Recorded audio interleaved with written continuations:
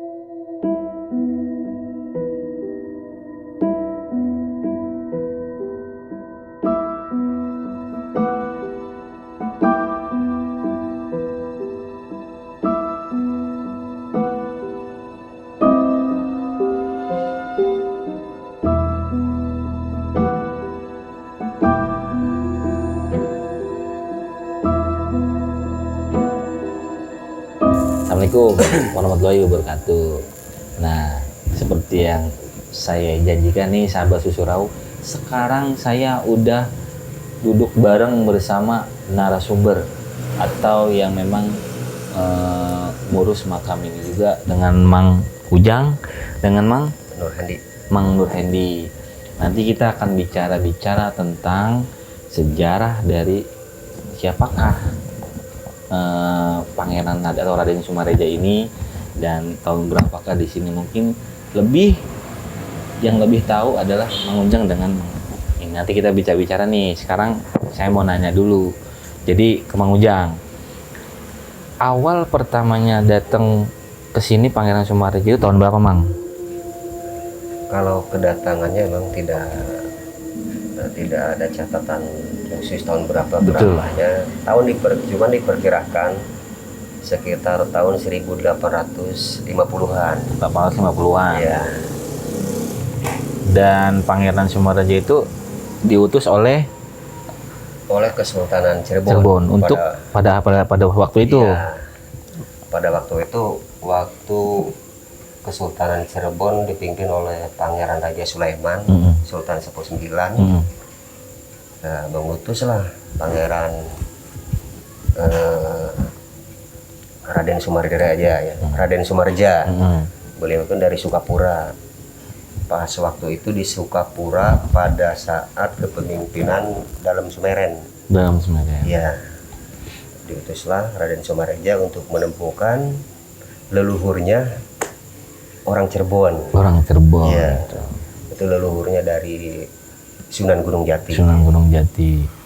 Nah, untuk tata susunannya tuh Pangeran Sumareja bin siapanya, Mang? Tahu nggak penjabaran dia? Oh ya.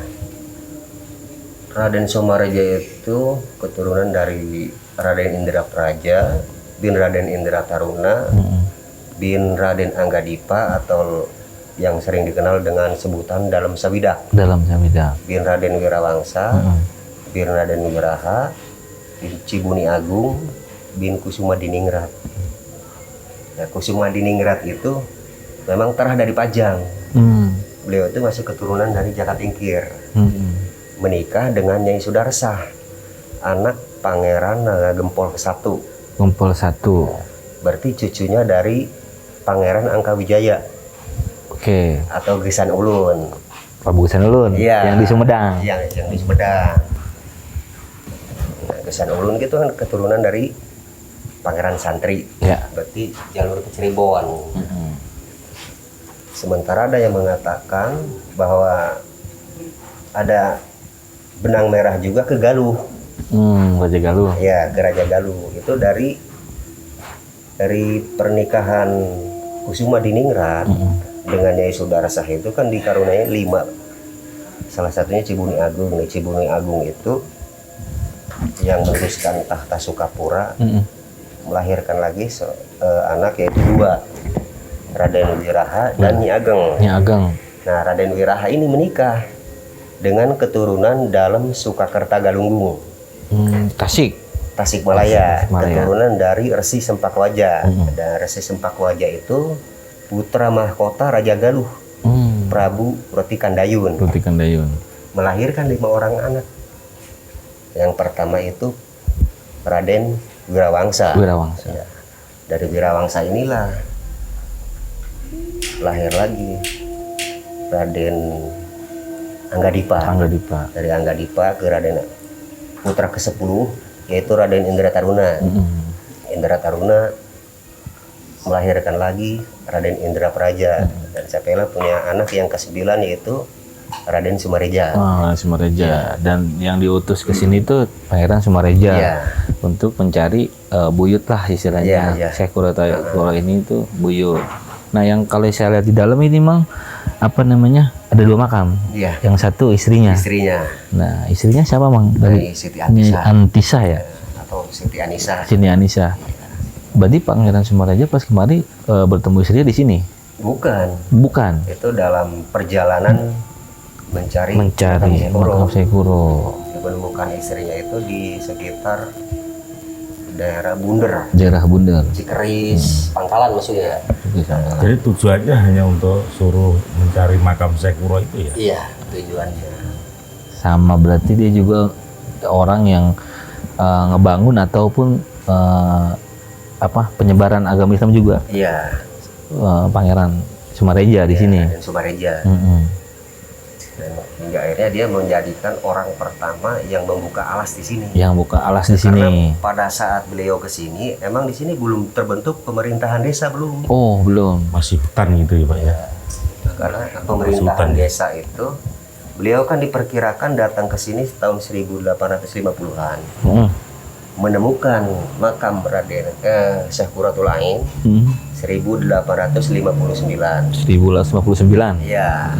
Nah, pada tahun 1894 baru dibentuklah pemerintahan Desa Pulau Kalapa. Cuman dulunya masih induk ke Kecamatan Telagasari.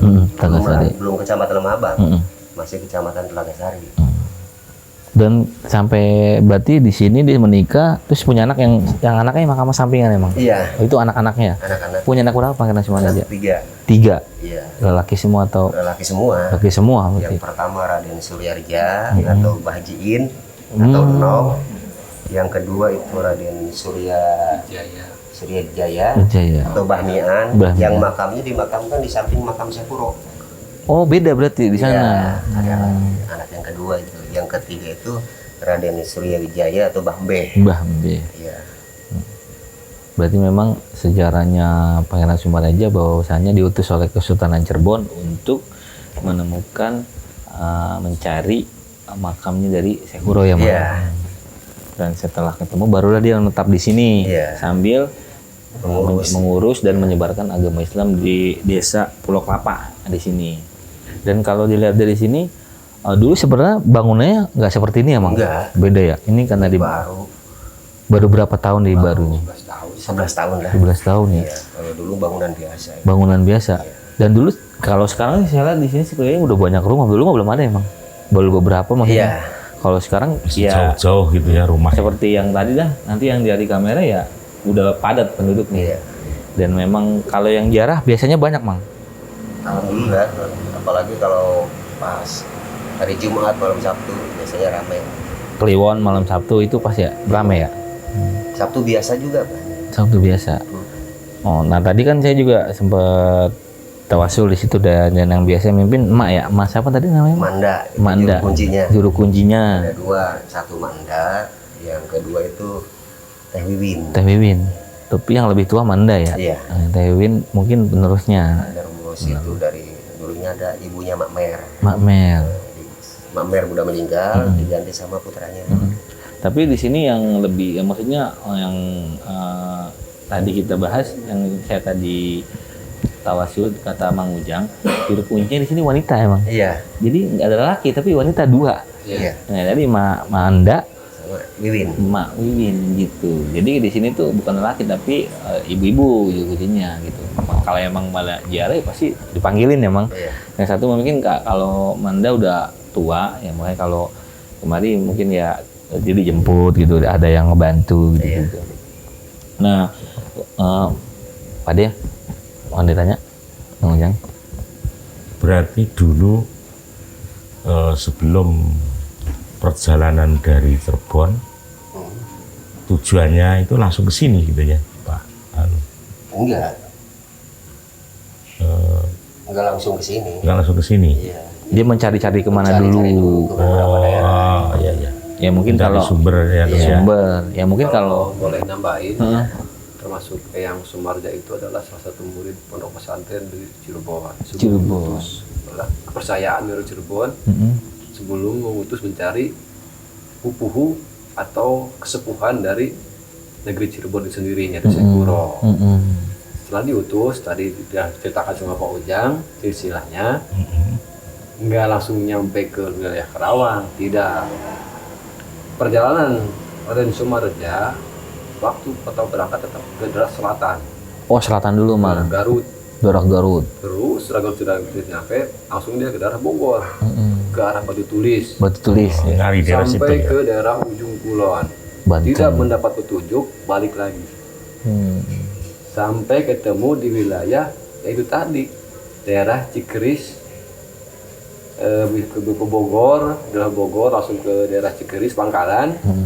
Ya ketemu dengan Ibu Mak Andisa, baru beristri di situ, punya istri. Itu belum berhenti juga ya pencariannya ya? Belum. Berarti dia menemukannya setelah dia menikah mungkin ya? Ya, setelah pulang ke Jepun sudah punya anak, berarti berangkat lagi dengan istrinya Berikut ke anak. daerah Kalewedi, Karawang juga ini kalau Karawang juga. Anak itu udah, kalau yang pertengahan itu udah mencapai umur 12 tahun, berarti udah lama menikah. Berarti perjalanan sudah lama mencari namanya Sekuro, kesepuhan negeri Cirebon. Itu. Baru setelah dari Kalewedi itu bulak mundar mandir sampai negeri Lembang Wadas, belum sampai ke sini juga. Ada penelusuran, ada mendapat dari ilham. Itu harus dari arah Wadas harus ke sebelah utara, barulah nyampe ke Poklapa. Dulu juga namanya bukan Poklapa itu juga ya, yang Sumarja sendiri yang menamai di sini namanya Pulau Kelapa. Dulunya di pinggir-pinggir hutan itu banyak pohon kelapa. Makanya pertama kali yang kalau cara Jawa itu membabat hutan ya. Iya, Hutan membabat. sini itu mbah ini ya. Iya. Dulu itu hutan lebat. Sebelah sananya rawa-rawa. Rawa-rawa. Termasuk sebelah utara makam Sekuro yang tadi sekitar 1 kilo dari sini, itu dulunya rawa. Itu menurut orang-orang yang terdahulu. Nah gitu sahabat. Jadi awal nama Pulau Kelapa ya. Pulau Kelapa ini terbentuk juga dari Raden Sumareja karena dulu di sini banyak pohon kelapa. Nah makanya dari awal mungkin memang udah ngebangun desa dan nama tersebut ya Pangeran Sumareja. Nah jadi gini Mang, kalau yang biasanya itu ada selipan cerita dalam artian biasanya kalau makam orang-orang waliullah dulu itu punya karomah. Ya biasanya. Kira-kira ada cerita tentang apa nih karomahnya dari Pangeran Sumareja? Ada tau nggak? pernah ada yang Wah, dengar karomah dia atau dulu terjadi apa? Kalau karomah, namanya orang diutus, seperti dipercaya sama raja. Betul. Waktu membuat hutan di sini, Mm-mm. ini hutan sangat angker sekali. Dulunya. Dulunya banyak pengikut yang nebang pohon, buatkan lahan pertanian. Mm-mm. Banyak yang sakit sore, meninggal pagi. Sakit sore, meninggal pagi. Ya, ada yang baru nebang satu pohon itu langsung meninggal. Mm-mm. Berarti belantara atau hutan di sini sangat Angker. angker. Makanya datang, Mm-mm. ditelusuri sama Kang Sumareja. Itu ada yang banyak yang sembuh, itu ada yang mati, gitu. Berarti nggak keburu lah. Mm-mm. Di situ aromanya berarti ke sini, oh ada tanda-tanda. Mm-mm. Itu ada tanda-tanda di sini, ada suatu wilayah yang dia pagari, yang susah dia dijamak pagari ya. sampai sini, ya jaraknya jangan ditebang. Oh, jadi dikasih tahu. Saya tahu, boleh yang di luar itu boleh ditebang. Tapi yang di sini Yang jangan. jarak antara beberapa meter atau sekitar 100 meter lebih, kadang-kadang jangan ditebang sampai ke arah utara. Gitu. Kenapa? Yaitu ini ada hal-hal yang lain, kata Mbak yang sebenarnya. Makanya kalau ada sampai sini suruh pulang. Baru dia sendiri yang masuk ke dalam hutan itu. Yang sekarang dia itu berzikir di situ. Ada apa ini? Kok sampai orang-orang yang pengikutnya sampai banyak yang ada yang meninggal? Ada apa? Dia juga sampai pernah membabat hutan, membuat perkampungan dari Kaliwedi sampai Lembah Wadas. Kenapa baru di sini ada kajian seperti begini? Makanya dia bermunajat, berzikir, ada apa di sini? Nah, di situ baru dia ada. Namanya juga orang ingin tidak punya riya. Betul.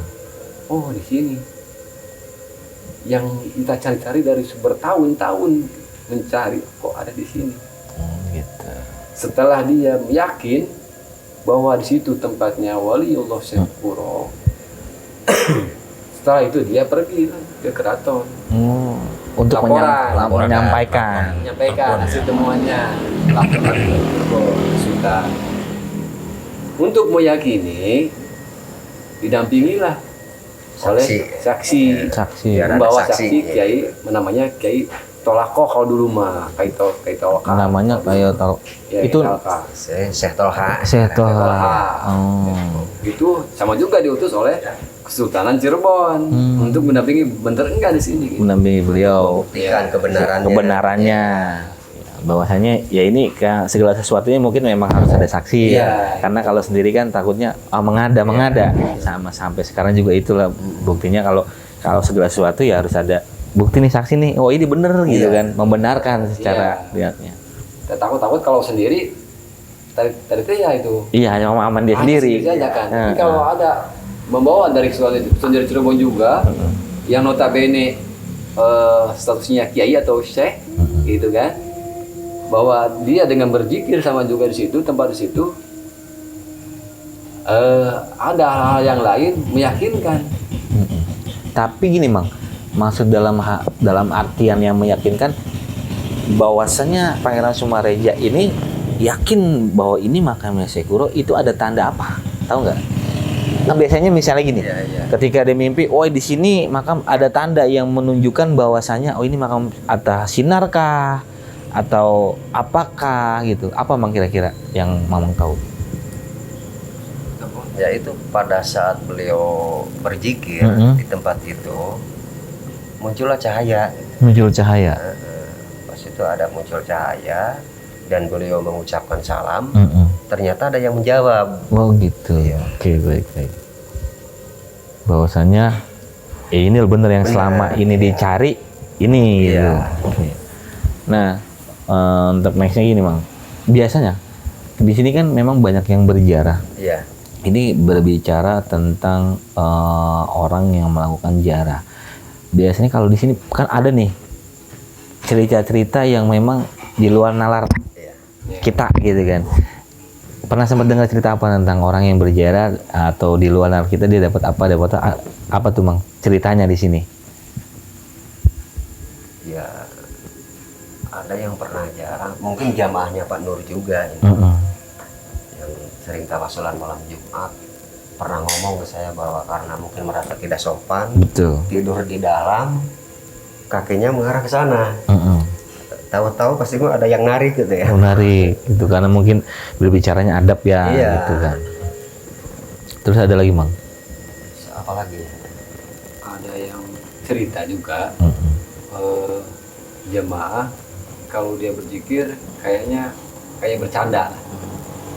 Kayak bercanda. Ya berarti bercanda lah, cengesan gitu. Waktu dia cengesan sendiri, Meremehkan lah. meremehkan, terus dia kentut.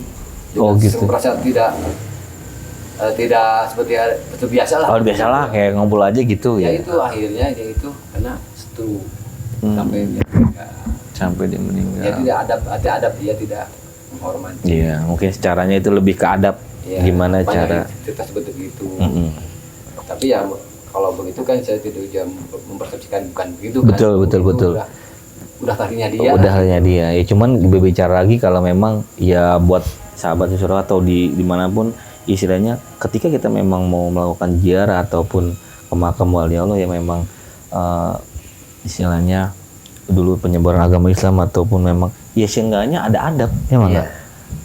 Ya timbul persepsi kan kalau berbicara ya ntar dia kayak tadi seperti yang bilang setruk ya itu mah menurut ini ya emang udah waktu setruk. Iya. Tapi sebenarnya bisa dikaitkan karena segala sesuatunya kita nggak ada yang tahu karena apapun orangnya walaupun dia makhluk halus ataupun kita makhluk hidup ya enggak antara kita kan ada adab sopan ya sama aja logikanya kalau kita mau ke rumah orang nggak temenin lonong aja nggak sopan ya juga kita juga pasti kena marah gitu kan marahnya dia kan beda dengan kita kan gitu ya enggaknya kalau emang mau dimanapun mau ziarah seenggaknya ya satu wudu minimal ucapin salam ya kan lebih tanya kalau memang lagi nggak tahu lebih Iya. bertanya gitu lebih enak. Nah yang ini Mang, kalau saya nanya lagi kalau mau melakukan ziarah, ada nggak biasanya kan setiap wilayah atau makam-makam tertentu nih ada persyaratan khusus biasanya ya kan tidak semuanya gitu kan ada yang harus bawa ini kalau di sini gimana Mang? Nggak ada ketentuan khusus sih. Nggak ada Itu ketentuan khusus. Kembali lagi ke orangnya. Ke orangnya masing-masing. Masing-masing orang kan keyakinannya beda-beda. Betul. Berarti di sini mah nggak ada. Pokoknya kalau datang silaturahmi ya udah. Gitu. Kalau mau bawa ya silakan Iya. gitu kan. Nggak ada ketentuan untuk harus bawa ini. Memang sebenarnya ya nggak ada sih seperti itu sebenarnya mah kalau secara ininya ya Mang. Jadi kitanya namanya ziarah ya udah datang silaturahmi baca Yasin istilahnya mengingat kita akan kematian udah intinya gitu. Ada lagi berbagai versi keyakinan bahwa di Syakur itu ada yang mengatakan makam, ada yang juga mengatakan makom. Yang di Rasan Tehuro. oh itu ya. Sebetulnya kenapa saya berani bilang bahwa itu makam? Memang kan sulit karena tidak ada saksi hidup. Betul. Cuman pada tahun 1992 turun surat pernyataan dari Pangeran Jayakarta Hadiningrat ke-12. Oh gitu. Surat pernyataan itu ditujukan kepada Kepala Desa Pulau Kalapa bahwa untuk menepis keraguan jamaah yang menyatakan bahwa itu petilasan, pernyataan itu membenarkan bahwa yang di Pulau Bata itu bahwa benar adalah Makam. makamnya Syekh Kuro, bukan petilasannya. Bukan petilasannya. Itu dibuat oleh Pangeran Jayakarta. Pangeran Jayakarta. Iya. Pertanyaannya kenapa kok yang membuat pernyataan itu Pangeran Jayakarta itu? Ternyata Pangeran Jayakarta itu masih ada benang merah juga, Bawa keturunan. keturunan. Pangeran Jayakarta itu kan masih dulu kan Pangeran Jaketra. Jakarta. Jaketra itu kan keturunan dari Hasanuddin, Iya. Banten. Hasanuddin keturunan dari Syarif Hidayatullah. Iya. Nah, Nyambung. nyambung. Jakarta itu adalah adiknya Syekh Sunan Hasanuddin. Syekh Hasanuddin ya berarti putranya berarti bapaknya Syekh Syarif Hidayatullah. Iya, jadi nyambung. Iya, nyambung. Nyambung semua masih buyut. Antara maksudnya antara Cirebon dengan Banten itu Saudara kandung gitu ya, saudara. nyambung. Emang Banten itu kan anak ya, Iya. anak dari Sunan Gunung Jati. Nah berarti kalau di Kerawang ini ada berapa makam wali, Mang? Istilahnya seperti Pangeran Sumareja, kira-kira berapa di sekabupaten Kerawang ini? Tahu banyak juga sih. Kayak Pangeran Sumareja, Syekh Quratul Ain, terus Singa Perbangsa. Singa Perbangsa, Abdul Rahman. Ya, Syekh Abdul Rahman. Syekh Abdul Rahman. Di alun-alun Karawang. Alun itu Masjid Agung Masjid Kerawang. Agung Kerawang, Bambut Pencoy.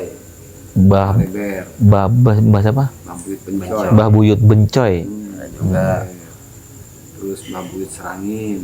Bah Buyut Serangin, Di Sampalan. Sampalan. Jampalang. terus Bagus Rangin. Bagus Sarfi. Mertuanya kakeknya.